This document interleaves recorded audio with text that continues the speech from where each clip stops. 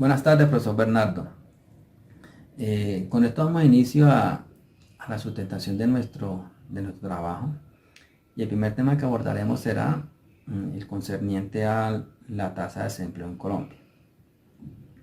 Cuando se hace el comparativo entre el lapso entre los años 2015 y 2020, que es el lapso de análisis para este caso, se logra evidenciar efectivamente que hay una tendencia al alza, aunque un poco gradual, eh, en cuanto a la tasa de desempleo en Colombia. Sin embargo, el año 2020 marca la diferencia porque sí se evidencia una alza drástica de casi 5 puntos porcentuales de la tasa de desempleo. Obviamente, quizás esto motivado por el tema de la emergencia de la pandemia del COVID-19. Sin embargo, hay que resaltar que antes de la pandemia ya se venía evidenciando una crisis dentro de la tasa de desempleo en Colombia, y lo que hace la pandemia es acentuar la problemática.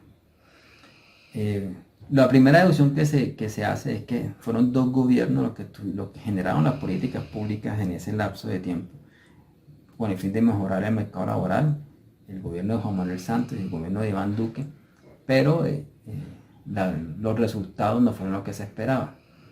Entonces esto nos conduce a buscar más a fondo qué es lo que realmente puede estar influyendo en que esa tasa de desempleo en Colombia se mantenga y que incluso también hayan unas altas tasas de informalidad y de subempleo.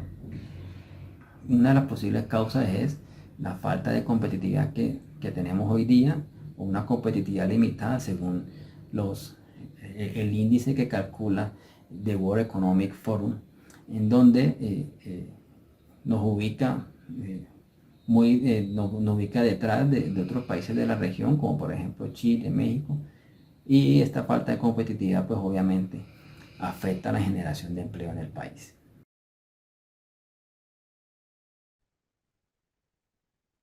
Vamos a hablar de la fuente de ingresos para el Estado colombiano. Una de las principales fuentes de ingresos para el Estado colombiano son los tributos.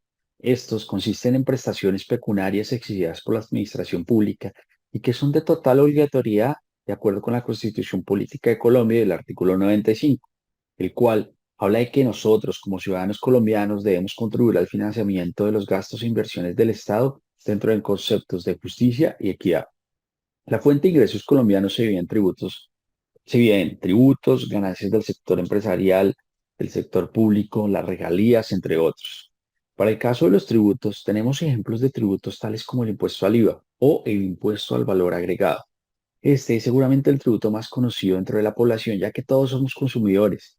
Y este es el impuesto que pagamos todos los consumidores para obtener estos bienes o servicios que queremos adquirir. Actualmente el IVA corresponde al 15% para aquellos productos que no están exentos. Otros tributos corresponden a las contribuciones efectuadas por conceptos de salud y pensión, que para el caso de todos aquellos que reciben el mínimo salario les corresponde contribuir un 8% en salud y un 4% en pensiones. Los impuestos a la renta de las personas y a la renta de las empresas son supremamente importantes ya que representan el 25% de ingresos tributarios para el país. El Estado colombiano también recibe recursos de las utilidades de las empresas industriales y comerciales del sector público, como es el caso de Ecopetrol. Y por supuesto, ya que estamos hablando de Ecopetrol, tenemos que hablar de las regalías, las cuales son pagadas por empresas mineras y petroleras privadas. Para comprender el alcance de las regalías, debemos saber que las compañías petroleras entregan al Estado entre el 8 y el 25% del valor de la producción del crudo en regalías. En cuanto a los organismos encargados de los ingresos del país y de cuidar estos ingresos, seguramente el más escuchado y el más conocido es la Dirección de Impuestos y Aduanas Nacionales, o conocido simplemente como la DIAN. Esta es una entidad adscrita al Ministerio de Hacienda y de Crédito Público, que se creó cuando el 1 de junio de 1993 se fusionó la Dirección de Impuestos Nacionales con la Dirección de Aduanas Nacionales. La DIAN está organizada como una unidad administrativa especial de orden nacional, de carácter eminentemente técnico y especializado, con personería jurídica, autonomía administrativa y presupuestal, y que cuenta con un patrimonio propio. Esta está adscrita al Ministerio de Hacienda y Crédito Público y su director es el señor Luis Carlos Reyes, quien trabaja con el ministro de Hacienda, quien es el señor José Antonio Campo. La DIAN tiene como objeto coadyuvar a garantizar la seguridad fiscal del Estado colombiano y la protección del orden público económico nacional. mediante la administración y control del debido cumplimiento de las obligaciones tributarias, aduaneras, cambiarias, los derechos de explotación y los gastos de administración sobre los juegos de suerte y azar explotados por entidades públicas del nivel nacional. También es la encargada de facilitar las operaciones de comercio exterior en condiciones de equidad, transparencia y legalidad. Otro ente de control externo a la DIAN son la Contraloría, la Agencia de Inspector de Tributos, Rentas y Contribuciones para Fiscales, la Contaduría y la Procuraduría. Para hablar en la actualidad con relación a los ingresos, debemos mirar los primeros 100 días del nuevo gobierno en donde se evidenciaron, en términos de ingresos, un trabajo desde el día 1 hasta la fecha encaminado a incrementar la recaudación nacional, dando así la bienvenida a la nueva política económica con la que el gobierno espera transitar de un modelo menos apoyado en los mineros energéticos a una economía volcada hacia el agro y el medio ambiente. Si el objetivo es darle una valoración de acuerdo con la fuente de ingresos, al momento el nuevo gobierno ha logrado ese objetivo. Por último, de acuerdo con Reyes y Ocampo, una de las principales preocupaciones a la hora de conocer las cifras preliminares de recaudación es lo relacionado a la evasión y elusión de impuestos.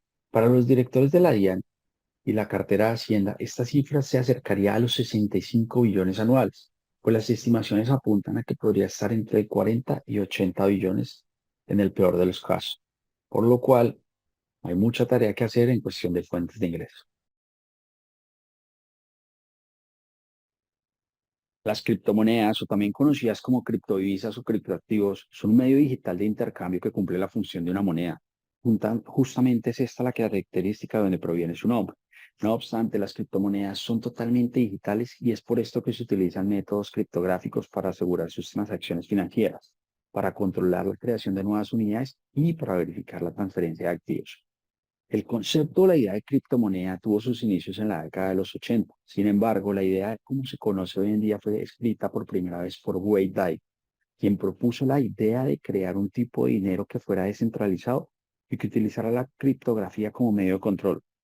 La primera criptomoneda se creó en el 2009 con el nombre de Bitcoin por el desarrollador Satoshi.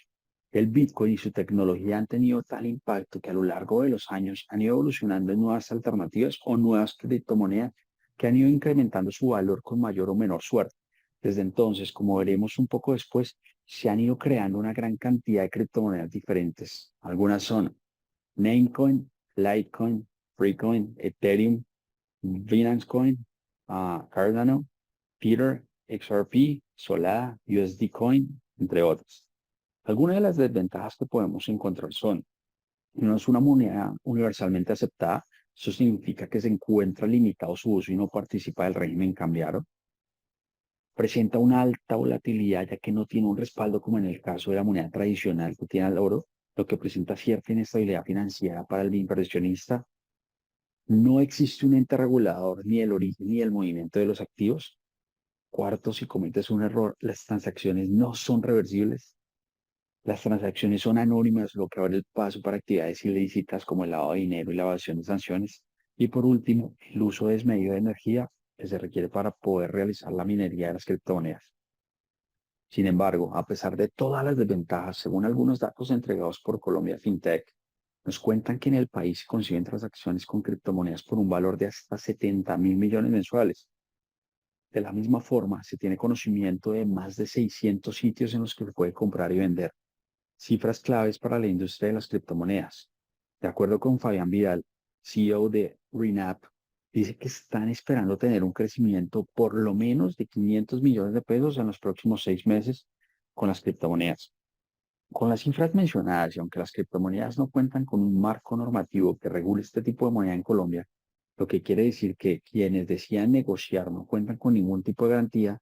Así, quien decida participar lo hace bajo su propio riesgo y sin ningún respaldo de estos activos. Y aunque hay un proyecto de ley, la ley 139 de 2021 en proceso para su regulación, aún hay mucho por ser debatido en el camino y veremos el futuro que le depara a las criptomonedas en Colombia. Gracias. Para comprender cómo incide un gobierno en la recuperación de la industria en época de crisis, a continuación tomamos 4 estrategias del gobierno de Iván Duque Márquez.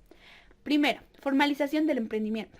Consiste en optimizar los requerimientos para formalizar un emprendimiento, fortaleciendo así las industrias locales, que se han visto afectadas por la informalidad y el alto grado de dificultad a la hora de emprender, ya que la abundante burocracia ralentiza los procesos de creación y funcionamiento legal de las micro, pequeñas y medianas empresas. En este sentido, esta estrategia buscaba reducir los costos de registro para la creación de empresas y facilitar el acceso al financiamiento para la apertura.